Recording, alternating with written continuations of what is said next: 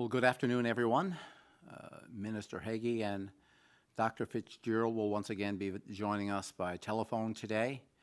So to start today's media availability, I will now turn it over to Dr. Fitzgerald for her latest update.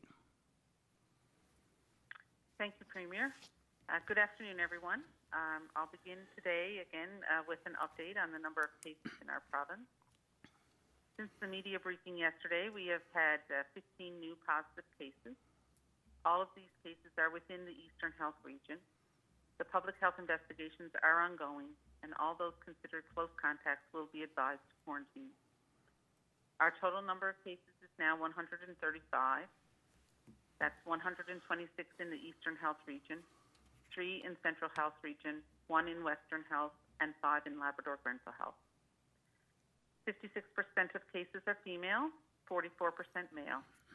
By age, our breakdown is 11 people under the age of 20, 19 between 20 and 39, 22 between 40 and 49, 30 between 50 and 59, 25 between 60 and 69, and 28 who are 70 or above. There are now 7 people that have been admitted to hospital due to the virus. Of these patients, 2 are in intensive care. 4 people have now recovered. In total, we have tested 2,107 people. Of these individuals, 1,972 have been confirmed negative. I'd like to clarify self-isolation for those with no symptoms. In keeping with the recent federal order, we will be changing our requirements for self-isolation when you return to the province after travel. You may go outside, but only if you stay on your own property and can maintain physical distancing. Please do not drive in your vehicle. And I'd like to clarify a point about testing. We have guidance around who requires testing, and not everybody in a home may need testing. This will be determined by the public health investigation. What we need to remember is that the most important intervention that will reduce the spread of this virus is not testing.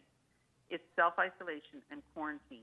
And that's why anyone who is tested is told to self-isolate, and their close contacts are required to quarantine. This is the most effective way to reduce the spread of this virus. In addition, social distancing is very important as well. I want to speak again about community transmission. So yesterday I announced that we now have proof of community transmission within this province, and this is a significant development. Thank you to everyone doing their part for complying with the public health guidance and orders that I've issued. Your actions will make a difference. It is imperative we all do our part to protect our families and friends, our healthcare workers and other essential service providers, those with underlying medical conditions, and our senior population. The health and safety of the population must be everyone's top priority. The health system has been working tirelessly to ensure we are prepared to respond to COVID-19. But you must do your part. Help ensure your friends and loved ones understand that they must stay at home unless it is essential to go out. If they have questions, explain to them that this means only going out for groceries, medical supplies, hygiene products, and essential work. If your family or friends have questions, please refer them to our website at gov.nl.ca/COVID-19. You may also want to check for them so you are informed and can help them, as I know there are people who may not have the technology or may not use the internet. Let's make sure we are all doing our part to help everyone understand why public health measures are even more important now that we have community transmission in our province. If you must go out, you have to maintain a physical distance of 6 feet between you and anyone else. Be sure to wash your hands well and often using soap and water or an alcohol-based hand rub. If you must go out and you are lining up outside a store, you are not practicing physical distancing. Do not mingle with your friends. The only people you should be seeing right now are those who live in your home. There is spread within our communities. We have to assume that anyone can have this virus. So just because you self-isolate for 14 days upon returning from travel, it does not mean that it's okay to now mingle with friends. Again, you must stay home if you are sick with a cold or flu-like symptoms. Under no circumstances, if you are sick with these symptoms, should you be going out to work or anywhere else. For those who may have just joined us, we have 15 new cases since yesterday's media availability. The total number of cases in the province is 135. The breakdown by health regions brings us to 126 cases in Eastern Health, 3 in Central Health, 1 in Western Health, and 5 in Labrador-Grenville Health. As of yesterday, we know that we have evidence of community transmission. We all have the responsibility to flatten the curve. Let's be the ones who, in the face of adversity, adhere to the public health measures to protect everyone's health and safety. Do your part. It will save lives. Our collective actions will have significant impact on how COVID-19 progresses in our province. Thank you. Thank you, Dr. Fitzgerald, and good afternoon, everyone. Well, of course, the last thing we want to see is to see our numbers rising. Not unexpected. We've seen this trend across the country, but it's not what we want to see. We also today have 2 people in ICU. This is something that we did not want to see, so we extend our well wishes to those that are currently affected. And we also want to let them know that we have great staff, some of the best staff in this country taking care of them. And we send our well wishes to those staff, and we wish everyone a safe and full recovery. We have been sending some strong messages about practicing safe physical distancing, and we have said that everyone must self-isolate upon entering Newfoundland and Labrador. Today, Dr. Fitzgerald outlined some more guidelines on what self-isolating means. Stay on your own property. So whether you're home by yourself and with family, friends, or even with your neighbors, I want you to take a minute to reflect. Reflect on your own actions. Ask yourself, do my actions today, do they demonstrate the practices that we want for Newfoundlanders and Labradorians? Do my actions today determine, because they can determine, and impact the life of those around me? Now, we do not want to be alarmists, but we have to be truthful with you. This is how serious COVID-19 is. Stay inside so the virus stays outside. COVID-19 only travels by physical interaction. So to help further understand what physical distancing is, today we are releasing an animation on our social media pages right now to provide you a visual understanding of what exactly we are asking you to do. Please take a look at it, share it with others, and put that practice in place. Now, speaking of physical distancing, we are seeing a lot of people lining up outside grocery stores, places like Walmart and Costco. Limit your trips to the store and only go if you need something that is essential food and supplies to you. Stay 6 feet apart. These are not meant to be social gatherings. Stay 6 feet apart. A lot of these stores also, they give you other options, online orders. They will allow you for quick pickup. So be responsible and take every safety measure that's available to you. This is not only for your safety, but for the essential workers that are working daily and working tirelessly on our behalf.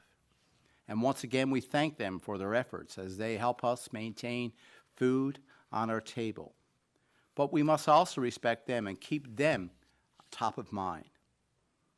There's a lot of people that are questioning today about travel in Labrador. Now, yesterday, I had a call with the mayors in Labrador City and in Walbush. So I'm asking not only in Lab West, but also between Blanc-Sablon and Labrador Straits to only essential travel only. So if it's non-essential, do not travel in this area. The same guidelines as I expressed to the mayors yesterday means for those people traveling in Western Labrador, communities of Fermont in Quebec. Today we have checkpoints. Working with the province of Quebec and Newfoundland and Labrador, these checkpoints are set up to ensure that people are complying with these safety measures. Products that may seem cheaper in Quebec are not things like cigarettes and alcohol. Well, quite frankly, these are non-essential items. Please only travel for essential items. With that said, we have a lot of good people in Newfoundland and Labrador. And once again, I want to send a big shout out to all of you across Newfoundland and Labrador who are doing exactly what we're telling you to do. So thank you for following the health and safety guidelines that we've put in place. You are responsible, and your actions will save lives. We cannot reduce the risk of COVID-19 without you complying to the guidelines that we put in place. As an example of people who have been making some significant adjustments in their life, it just never ceases to amaze me how Newfoundlanders and Labradorians come together during tough times. This weekend, I saw many living room concerts while skimming through social media. So these artists would be people. They're professional musicians who make this for a living. People like Con O'Brien, Alan Doyle, and Damien Follett. Making music is how they make a living.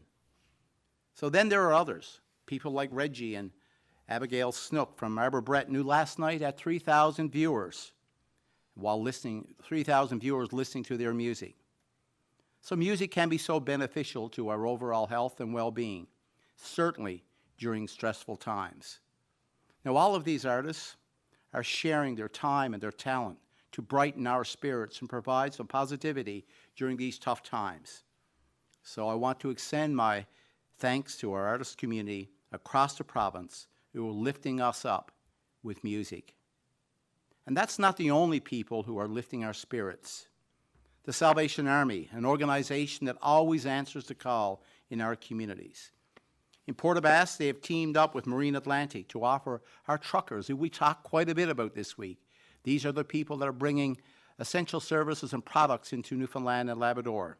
So last night in Port aux Basques, we saw 44 of those truckers delivered and given a homemade meal, a hot supper, as they continued on their journey.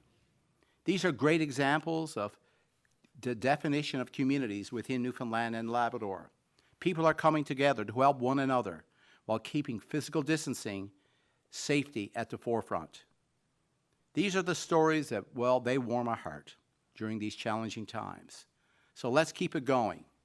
So while we see these acts of kindness throughout our province, at the same time, we know there is a lot of information coming your way. And I can appreciate that it can be overwhelming. We have a number of resources that are available to you, depending on your needs. So we ask everyone to visit the COVID-19 website at gov.nl.ca/COVID-19. That's where you will find the most up-to-date information. It's daily updated. Also, you will see some questions that are just frequently on your mind. There's a section there to help you and your loved ones. We also have a 811 Health Line website. There's a self-assessment tool. Take a look at it. There's some valuable information that can support you. And of course, the Canadian Red Cross. They have a helpline that's been set up to help those that are in self-isolation. These could be visitors or could be Newfoundlanders and Labradorians. We are now heading into week 3 in our province. There has been a lot of people that have been working nonstop around the clock to keep you safe. So let's continue to look out for one another. The best way, as Dr. Fitzgerald said, to do that, the best way to do it is physically stay apart. Stay home, stay 6 feet away from others. The time is now. What we do today determines that the virus dies and will not continue to grow. So let's take a hold of it, not allow it to take a hold of us. Practice safe physical distancing, 6 feet apart, no matter what you're doing on your daily activities. I will now turn it over to Dr. Hagee for a few comments. Thank you very much, Premier. I think given what Dr. Fitzgerald and the Premier have said, it's worth pointing out that we are just at the beginning of this, even though we're now entering our 3rd week. What we do now will determine how our next 3 to 6 to 9 to 12 weeks will pan out in terms of the health and well-being of the people in this province. Single biggest comment I'm receiving is that people are still going out to stores in groups. Once upon a time, we would have a family trip on a Saturday or a Sunday, and when my girls were little, it was the thing we did, and we'd go round and we'd browse. This is not the time to be doing that. What we have to do now is realize that going out is only for essentials. So it's one member of the family, you do the week's shopping, and you observe the rules. Stores, particularly the big ones, do have a limit on numbers. Even the small stores have that now. The gas bar in Whitburn, 5 people only. Mr. T's in Gander has a superb setup with directed flow, and you stand on the marks, and you are 6 feet apart. That is an absolute minimum. It is no point in being good and staying at home if you then go and undo that when you're going out for a browse round one of your favorite large box stores. That is not going to get us anywhere at all. The staff in the stores are there because they are providing an essential service. They run a risk because they don't know who they're going to come into contact with. And we, as citizens of this province, need to respect that, recognize it, and give them a break. The virus only moves when people move. If you don't move, it cannot. Stay home, and certainly do not go out if you have any symptoms at all. Premier and Dr. Fitzgerald have referenced 811 and our self-assessment tool. I mentioned 811 yesterday, and indeed after the news of the possibility of community transmission, we went with a significant spike to calls for 811, and we now have over 200 people waiting a call back from a registered nurse. They will get a call back. Stay by your phone and answer it even though you may not recognize the number. Public health will not leave messages because of privacy concerns.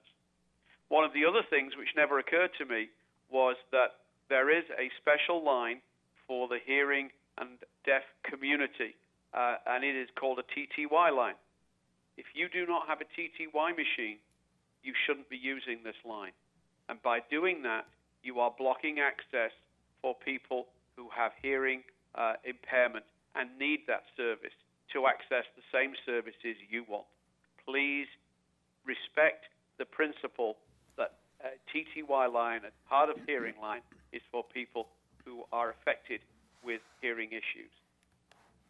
One of the things that we've heard now is we've seen numbers of patients admitted to hospital. We have spent nearly 2.5 weeks preparing for such an eventuality. Our beds are free. We have staff to staff them, and the best care staff in the country prepared to do that. The RHAs are ready. They have plans in place, protocols in place at every acute care facility that has an emergency department.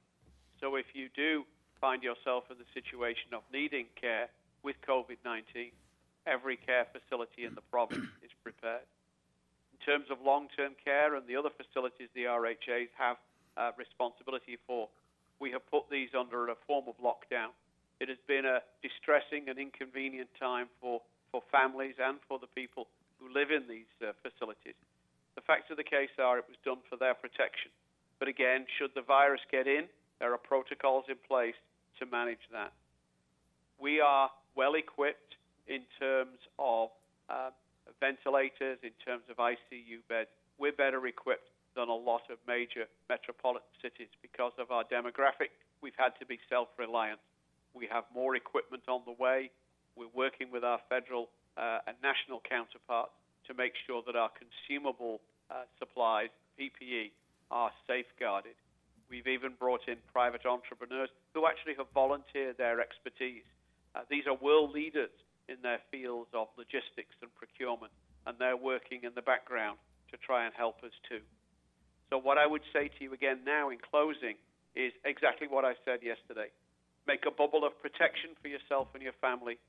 Stay in your bubble and don't burst anyone else's bubble. The time to get this right, the time when we can make a difference is now. Do not miss that opportunity. With that, I will close and hand it back to the Premier. Thank you, Minister Hagey, and we now turn it over to questions from the media. For the benefit of our speakers, we have 7 reporters registered for today's call. In the essence of time, each reporter will have the opportunity to ask 2 questions and 1 follow-up. We will run through the telephone queue, so each is given an opportunity. Following this, as time permits, I will ask if there are any further questions. Operator, please proceed. Thank you. We will now take questions from the telephone line. So please press *1 at this time if you have a question. There will be a brief pause while the participants register. We thank you for your patience. The first question from Ben Murphy, VOCM News. Please go ahead. Mr. Haggie, just wondering if you can tell us any more about the Costco incident yesterday or confirm that police identified and approached the person. The information I have is that both Public Health and the Royal Newfoundland Constabulary have been engaged in this. If it turns out that there has been a breach of Dr. Fitzgerald's order, charges will be laid.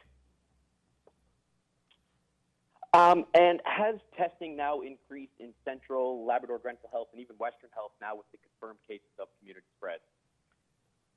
Testing is guided very much by the public health interviews and stratification of risk. So if you are identified through contact tracing by public health, they will have a conversation with you and determine your level of risk. High-risk individuals are swabbed almost immediately. Lower-risk individuals would be swabbed, and in any case, probably within 9 hours or so, depending on the time of day of the notification. So the numbers that we're testing, you've seen, have slowly increased over the course of the outbreak, and that will be a trend henceforth. And, Premier, hearing the Canadian Armed Forces are on standby for deployment, with our infection rate being the second highest in the country, and not to be extreme, but is there any chance we see military enforcement here in the province if these rates continue to rise and people aren't self-isolating or social distancing? Yeah, so there's certain protocols, Ben, that we would need to put in place. Typically there's, if you remember Snowmageddon, we would write the minister, and we would then request the military to come into the province. But the request would have to be specific about some activity that we would be asking them to do. So as we stand right now, there's no request for any activity that we would be writing and asking the national minister to come in with the Canadian Armed Forces. Those options are always available. They're always there to support us. But right now, that is not something. There's been no request to the Minister of National Defence. Thank you. The next question is from Meg Roberts, CBC Newfoundland and Labrador. Please go ahead. The 2 people in intensive care, were they considered at-risk people? It's sorry, go ahead, Dr. Fitzgerald. I don't have that information on those patients right now. But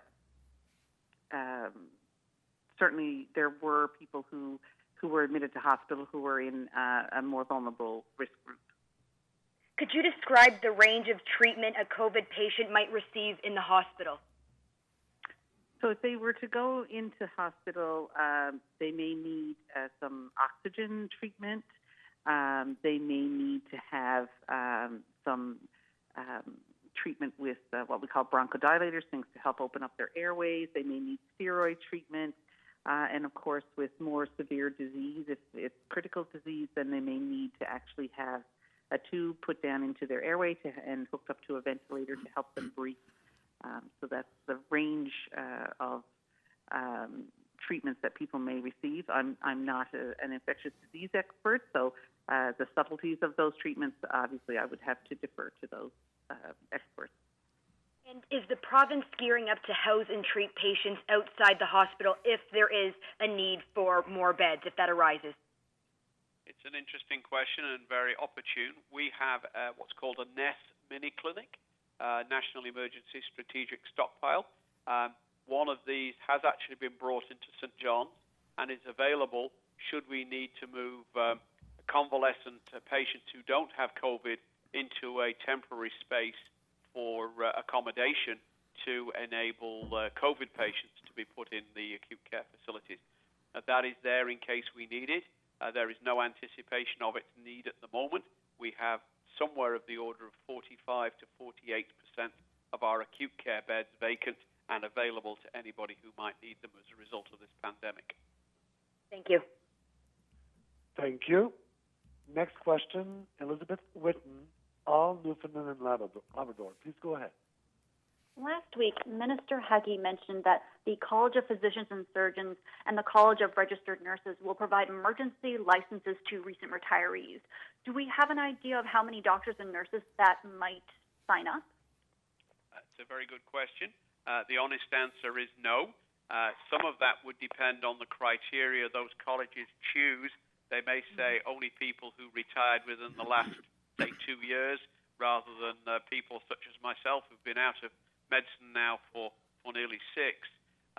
Those decisions are based on professional standards, and I don't have any ability or any desire to alter that. From my point of view, we have certainly received volunteer offers through my office from physicians and nurses and others, such as respiratory therapists who've retired, who would be prepared to come back, and I have connected them with their appropriate licensing bodies.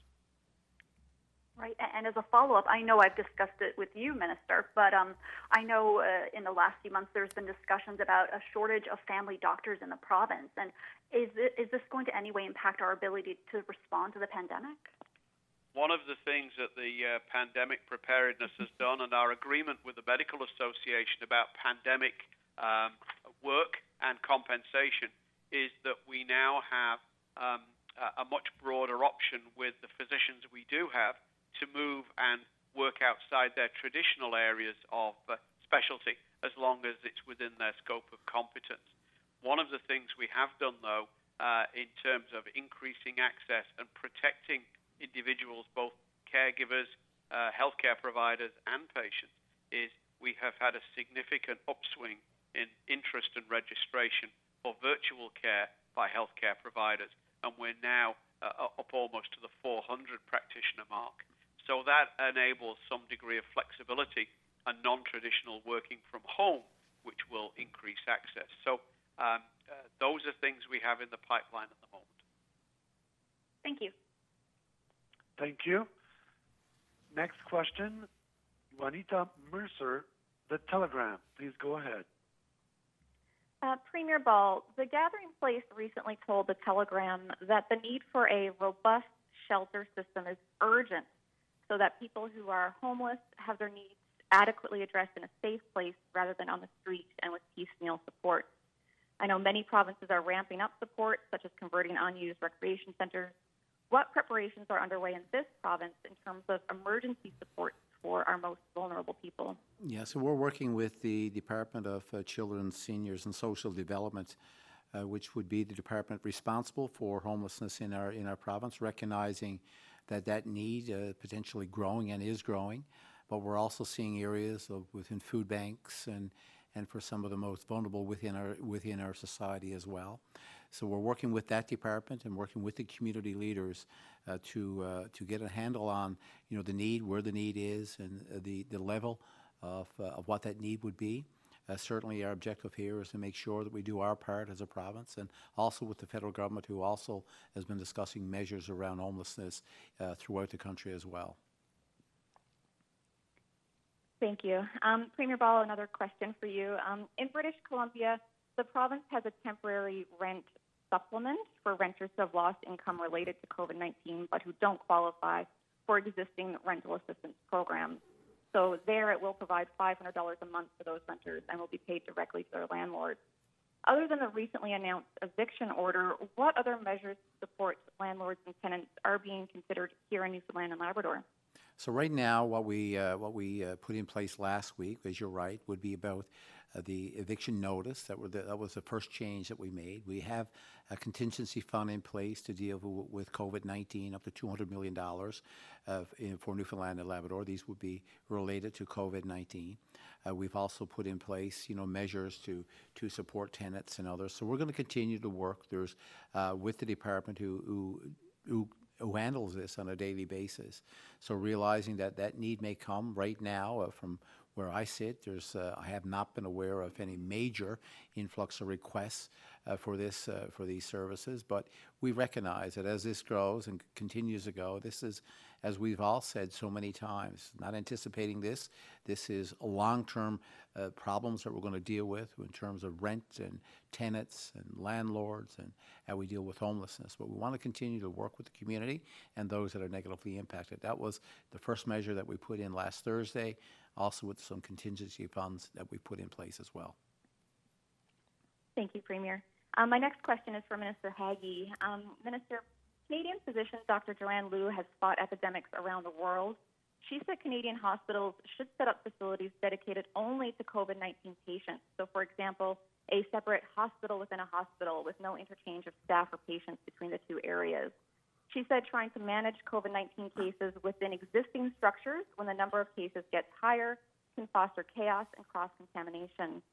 So, Minister Haggie, you said we have this Nest mini clinic available to move patients who don't have COVID-19 so that COVID-positive patients can go in acute care beds. But what do you make of Dr. Liu's suggestion?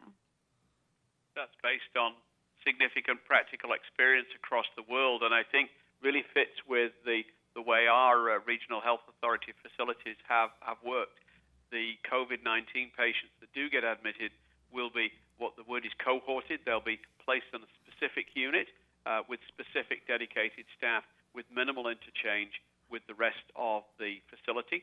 As the need, if it does, arises, those units will be multiplied within the facility. And certainly none of what she has suggested is material that is new to us.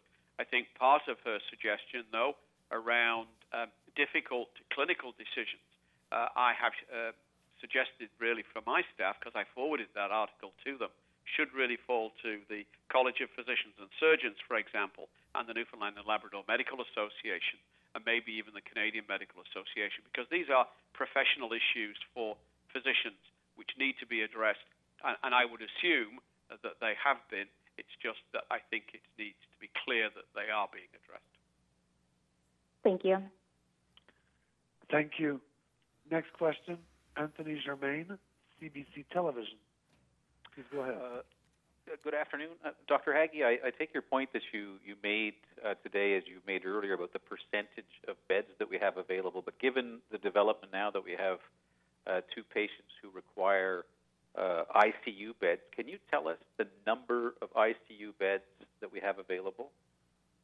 Our global number is 98. The last figure I had for bed occupancy specific to ICU is probably 48 hours old, and that was 54%.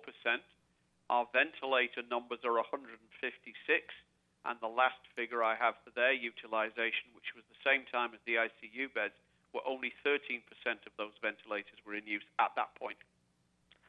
Thank you very much. And my next question is for Dr. Fitzgerald, and I think this is more of a communications question following from yesterday's briefing. When you're sharing information with us to the media, and by that people who are watching this briefing, you mentioned yesterday that there's an issue of confidentiality of patients, which I think most journalists respect and understand. But under these circumstances, other jurisdictions are not telling people the age of a patient, the gender of a patient. But when patients are unfortunately forced to be put on a ventilator, that information is being shared. And I'm wondering if you could just explain how you're going to balance necessary information if things get really serious and that patient confidentiality you referenced yesterday.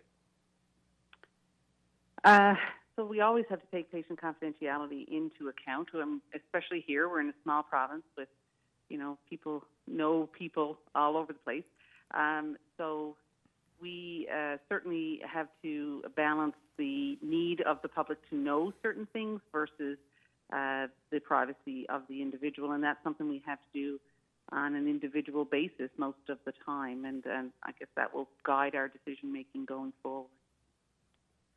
And to get back to Dr. Haggie's, the notion of possibly having, I guess for lack of a better word, a sort of field hospital if it's necessary, other jurisdictions such as I noticed in Ottawa and some other provinces, their health authorities have been scouting out areas, and I'm wondering, have we considered, particularly here in the St. John's area, a place like, the Jack Byrne Arena, Mile 1, Remax, or are we putting all of our faith into this pop-up kind of hospital, for lack of a better term, that you mentioned? That's a very good question, Anthony. I think what you've got to look at is a degree of flexible response. At the moment, we have, as I've referenced, significant bed availability within the acute care facilities. Recognizing that of itself might not be enough, we've already put some other, the Nest Clinic, for example, is available and ready. And I think should it look like we'd ever need to move into that to operationalize it, then the kind of embryo plans we have around using arenas and other large facilities like that would also then become much more fleshed out. But there's no point in spending a lot of time doing that work at the moment when the staff are actually being deployed on other operational issues. People in my department and through them, the CEOs, look at these on a daily risk assessment basis. And so what might be a sensible decision today in terms of not necessarily doing something about that, tomorrow might change and might be actioned. But these are measures that we've had in our back pocket at various stages of development and would need to be refreshed. But it's a stepwise progression, and we may need to run quickly or we may need to walk slowly. Thank you. Thank you. Once again, please press *1 on your telephone keypad if you have a question. Next question, Jody Cook, NTV News. Please go ahead. Good afternoon. This is a question that's quite generic. Out of anyone on the panel could answer this. 1 week ago today, we were at 9 cases, and today we're at 135. Assuming that there are projections being made, are we at a significantly faster rate of infection than what our projections might have put us at on the 29th of March? And we know where we stand nationally right now at the second highest. But is this sort of where we expected to be? Granted, we knew we were going to see more cases. Well, I could start the discussion, I guess, when you look at and Dr. Fitzgerald can come into this. You're right, Jody.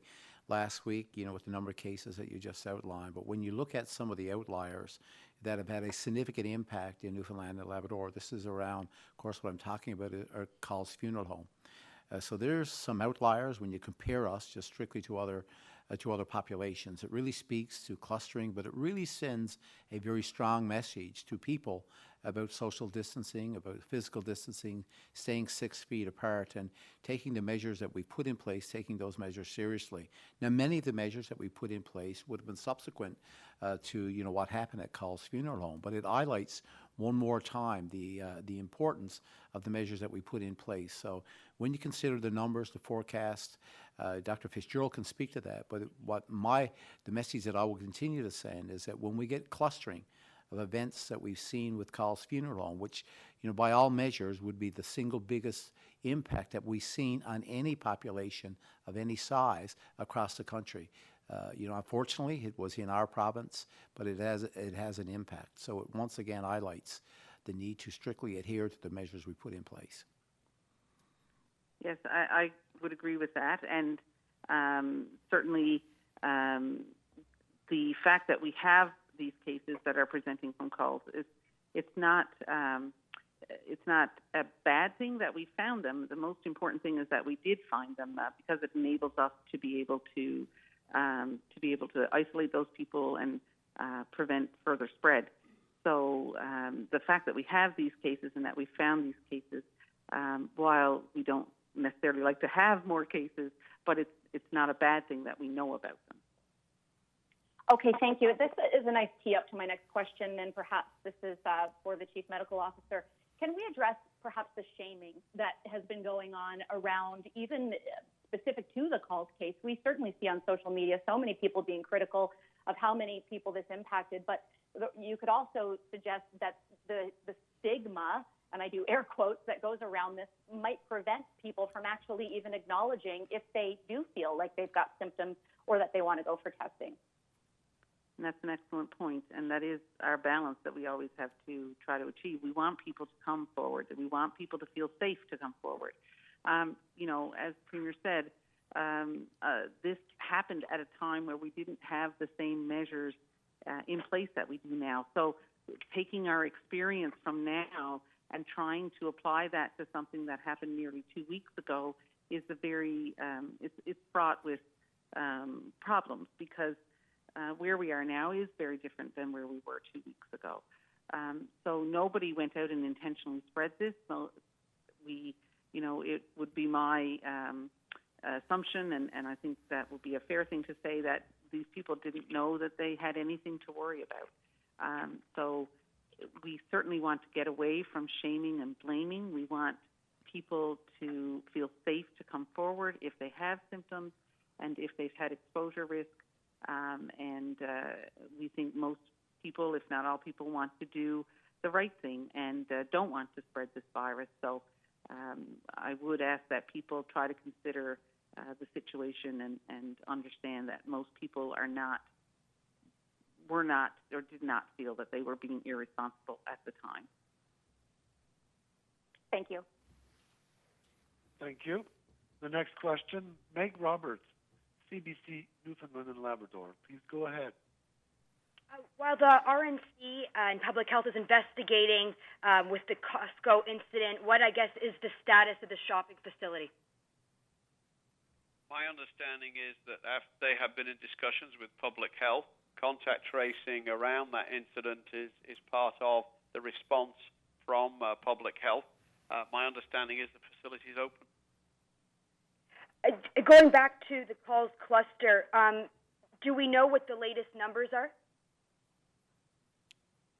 Related to the calls cluster? The calls funeral home?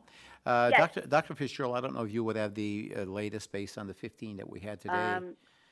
I believe it's around the last numbers that I had, which are probably about 6 or 8 hours old now, was 99 were related to the calls cluster. But I do stand to be corrected on that. So just as a follow-up, we are still seeing transmission related to calls? So the tests that have come back and the follow-up that's been done to date, we've seen are related to calls. What that transmission is, I'm not involved in all of the investigations that are ongoing, but certainly we are still seeing positive cases that have been connected back to calls. Not necessarily from the calls funeral home itself, but are connected back to calls. Thank you very much. Thank you. Next question, Ben Murphy, VOCM News. Please go ahead. Mr. Heggie, are any of the 7 hospitalized patients using a ventilator? The numbers are so small, Ben, bearing in mind what Dr. Fitzgerald said, I'm going to flip that round and say there are no ventilators currently in use in the province on COVID-19 patients.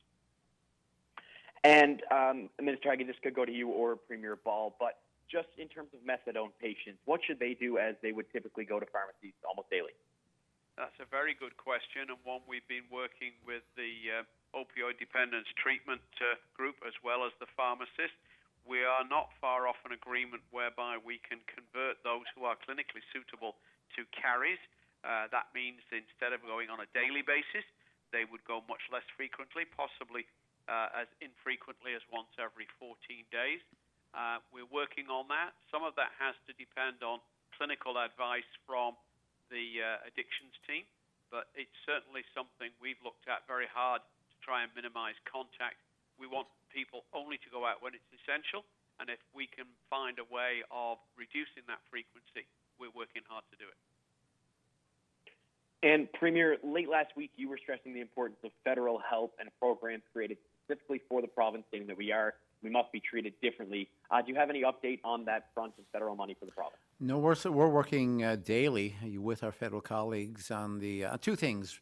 When you think about the impacts of COVID-19 that is having on our province, and there's a number of federal initiatives that are in place, that's available to all provinces and to all residents. We're seeing two really large groups, one for employees and then one for small and medium-sized businesses and some for larger businesses as well. And this is really in preparation as we go through the health crisis. That coming out of this, we still have the businesses prepared then, as they are the employment generators within the province, that they're still in a position to be able to respond quickly.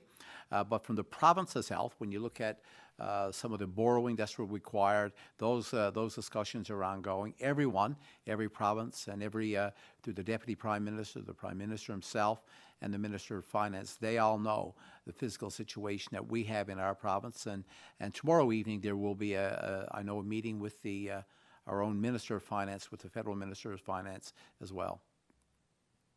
Thank you. Thank you. The next question from Anthony Germain at CBC Television. Please go ahead. Oh, thank you. Yeah, I'd like to sort of get a little more explanation, not just for my own benefit, but I think for a lot of people who are watching, about what exactly is community spread, because I'm getting a lot of questions about that. And my question, I guess, to public health officer first would be, when a case pops up and your investigators conclude, look, we have no idea where this person got this, what's the next step? So the next step in that situation would be to trace the contacts of the person who has been diagnosed with COVID-19, and we would trace all of their close contacts and ask them to quarantine and to, if any of them were symptomatic, we'd advise that they be tested for sure. So that part of it is the same regardless of how they got it.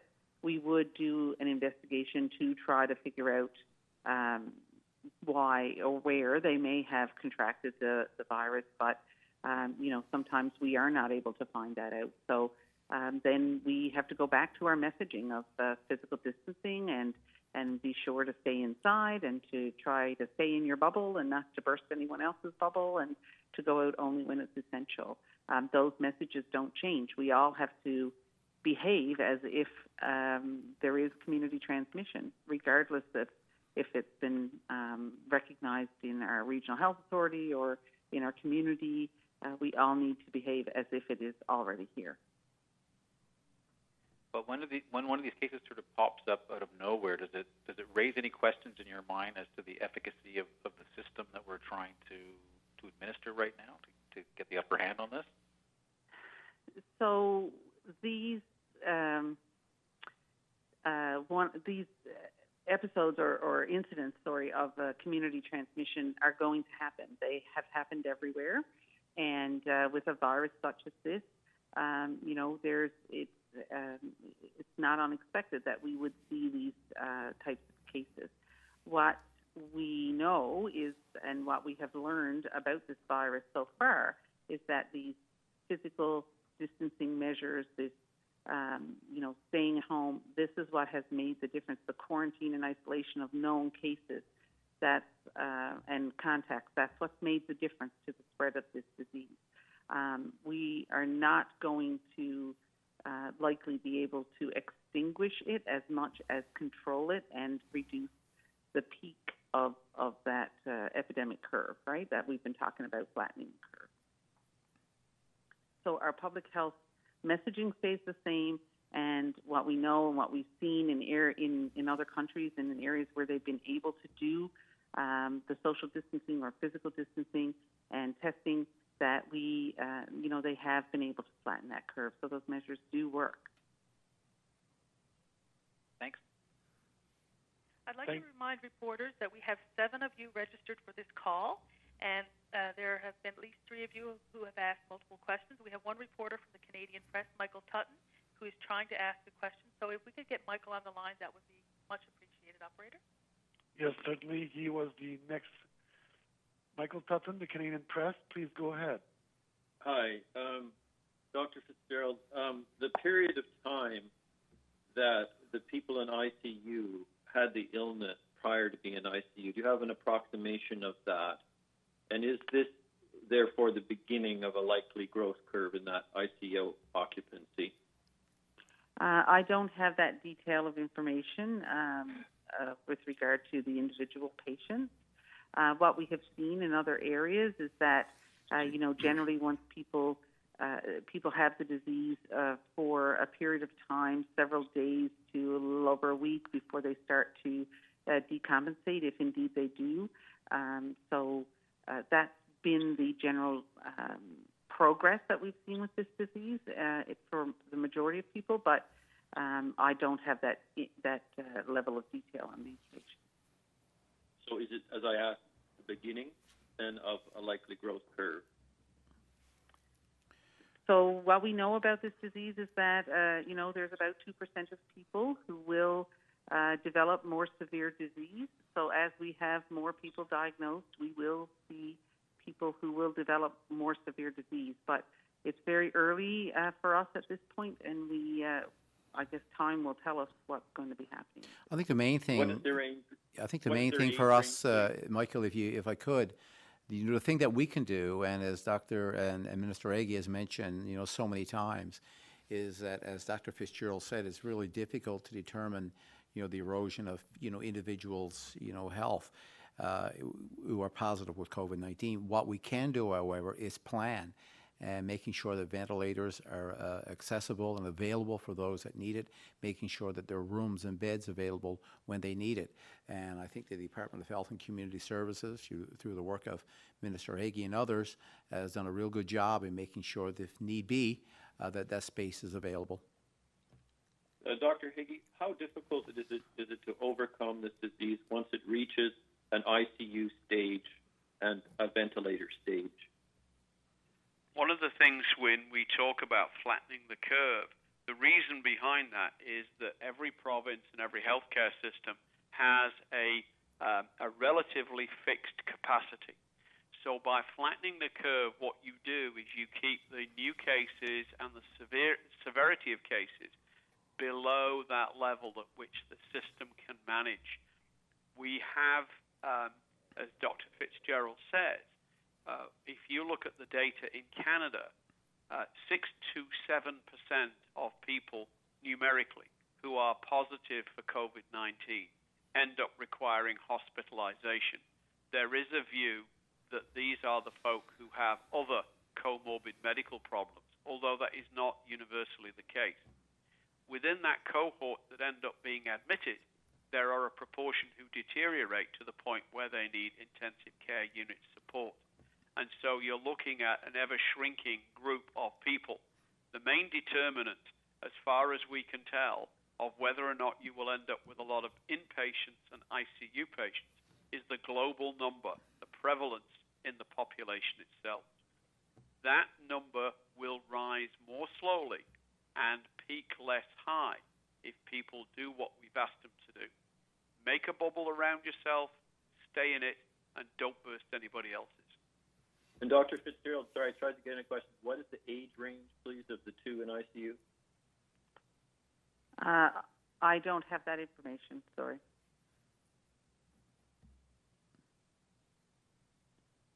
Michael, do you have any further questions? He hung up. I'm going to go to the next one. Thank you. You're welcome. From Juanita Mercer, the Telegram. Please go ahead. Thank you. I suppose this question can be answered by any of you. I know that VLTs were suspended a while back. Any thoughts about suspending other forms of gambling, such as break opens, scratch tickets, in order to limit the amount of people going to convenience stores? That's, as far as I know, that's something we would work with the Department of Finance on. It, raises a good concern, of course, around, gambling with, tickets and so on that are available, throughout the system. These are currently available, I think, at many locations in convenience stores and so on. So, if it's something that we need to do to, to prevent the spread of COVID-19, that's something they certainly could not be considered, I guess, essential items. So if it means we suspend that, because of physical distancing, that's something we're willing to consider. I mean, it makes just sense if that people are actually leaving their homes simply to go out for those types of tickets and so on. That would not make sense. We're asking people to stay in their own homes, only to go out for essential items. Thank you.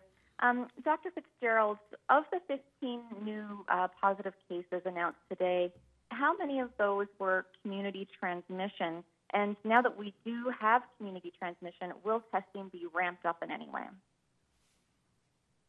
So those investigations are ongoing, and I don't have that information at this time. As you can imagine, these things can take a bit of time we have to call people physically, and ask them questions about how they may have gotten this disease. So that does take some time. But testing will now, we will be doing testing as need be, and as the evidence suggests that we need to, we will. We're constantly analyzing the information that we're getting back, and if our testing, if we need to change the way that we're doing testing, we will certainly do that. Thank you. Am I allowed another question? I'm not sure. Go ahead. Go ahead. Thank you. Thanks. Dr. Fitzgerald, how do our per capita testing numbers compare to other provinces? So at the moment, I think we certainly are in keeping where we would expect to be, given our population, and certainly we've certainly ramped up testing in the last little while, and we are keeping up with I think where we need to be at this point. Yeah. Thank you. We have about 3 minutes left for questions. Do we have any questions from Jody Cook, Elizabeth Whitten, or Michael Tutt? We have Elizabeth Whitten, Newfoundland and Labrador. Please go ahead.